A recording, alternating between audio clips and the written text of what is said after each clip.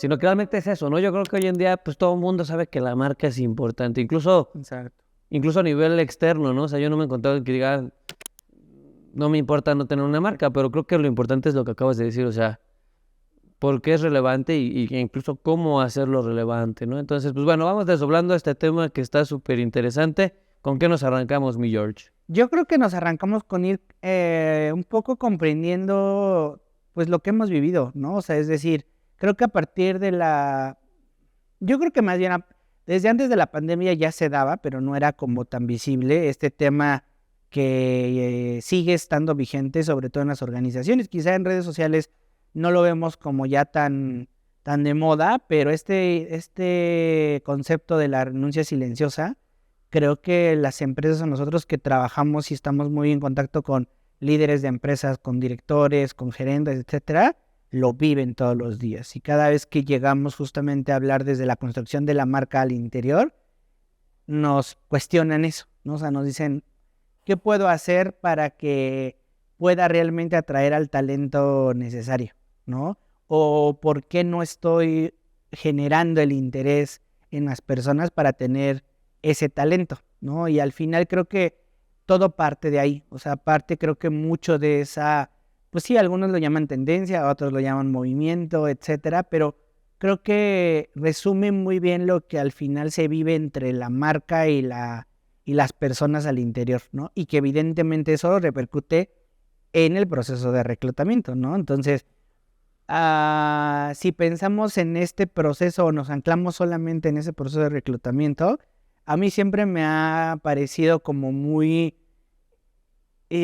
curioso, ¿no? Más que interesante, curioso, ¿no? El hecho de cuánto grado de interés le ponemos como empresas a los anuncios, a la publicidad, a comunicarnos con nuestros clientes, ¿no? Y incluso grandes marcas con las que se han trabajado y que hemos tenido la oportunidad, hacia el exterior y hacia los clientes, el cuidado de la marca es impecable, ¿no?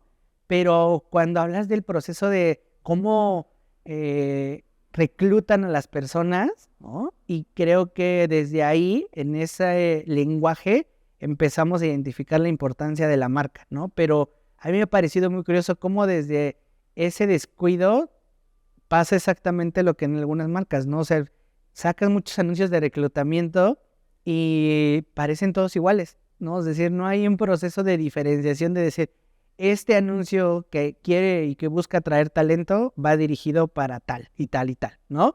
Pero más, eso me parece curioso, pero creo que en esa curiosidad también mucho ha empezado a evolucionar este tema del concepto de reclutamiento y creo que lo platicábamos en algún momento, este concepto de reclutamiento, ¿no? De la palabra reclutar per se. Entonces, más allá de esta parte curiosa que a lo mejor ahorita regresamos para justamente arrancar desde lo más relevante, creo que esta palabra de reclutamiento, claro que ha ido evolucionando, ¿no? Y creo que ya hay muchas empresas que lo manejan como atracción de talento, pero creo que en su mayoría ese concepto está muy permeado pues en todos los colaboradores, ¿no? El hecho de reclutar y de cuando te mencionan esa palabra, pues te imaginas incluso justo estas escenas en donde está la persona, una hilera de personas sentadas con sus hojitas, esperando que las pasen y que aunque te la imaginas, sigue siendo una realidad.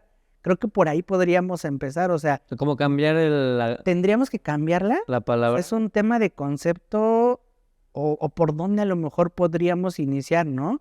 Pero creo que la marca puede darnos esa parte, o sea, es decir, si la marca nos da una pauta de voz, una pauta de tono, ahí podríamos decir, bueno, sí le tengo que llamar reclutamiento porque mi marca lo implica o quiere transmitir estos elementos, o no, o le llamo atracción, o tú crees que a lo mejor ya de plano se tendría que dejar un poco de lado ese concepto que a lo mejor puede también de ahí traernos connotaciones negativas hacia pues los colaboradores o hacia ese proceso inicial. O condicionar las acciones que hace la empresa porque lo está viendo como una dinámica de reclutamiento. Me hace mucho sentido lo que comentas porque, bueno, por ejemplo, Walmart, ¿no? Que a sus colaboradores les llama asociados. Ah, claro. O sea, Sí. ¿cómo puedes hablar de que voy a reclutar a un asociado? O sea, me hace hasta como incongruente, ¿no? Porque cuando tú reclutas, no sé, me siento como en el ejército, ¿no? Así como que, O como que ahí puede ser la incongruencia, ¿no? O sea, es decir, justo por un lado dices, sí, eres mi asociado, etcétera, pero por ese otro lenguaje dices, sí, no. Exacto, o sea, desde el inicio, desde antes de entrar ya te están condicionando a te tengo que reclutar, ¿no? Sí, sí, sí. Y justo de lo que estábamos diciendo, o sea, yo creo que aparte es de un tema bien interesante donde la marca cobra esta relevancia precisamente en incluso ese proceso, ¿no? O sea, Ujú. coincido contigo totalmente, creo que la mayoría de las empresas hacia el exterior genera cierto nivel de preocupación de cómo se proyecta, pero hacia el interior, donde además ni siquiera estamos hablando de audiencias, estamos hablando de actores clave que son los colaboradores, pues sigue incluso procesos de reclutamiento, como se le llama, que son hasta a veces de antaño, ¿no?